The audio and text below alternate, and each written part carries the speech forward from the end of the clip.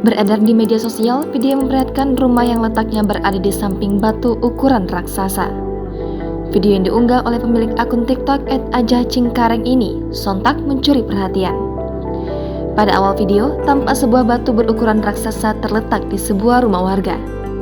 Ukuran batu yang sangat besar itu membuat seolah-olah menghimpit rumah yang berada di sampingnya. Kondisi ini pun membuat warga khawatir akan penampakan tersebut.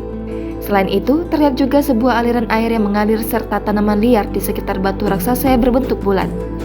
Diketahui lokasi dari rumah yang bersebelahan dengan batu besar ini berada di Kampung Batulu, Desa Cingkareng, Kecamatan Cibinong, Cianjur Selatan. Tampaknya, warga sekaligus pemilik rumah yang berada tepat di sebelah batu tersebut seperti telah bersiap untuk menjaga batu tersebut agar tak bergelinding.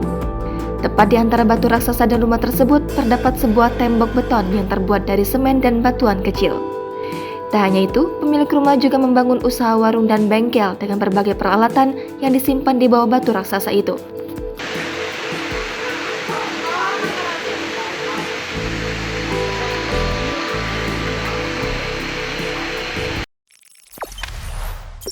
Jangan lupa subscribe, share, komen, dan like ya!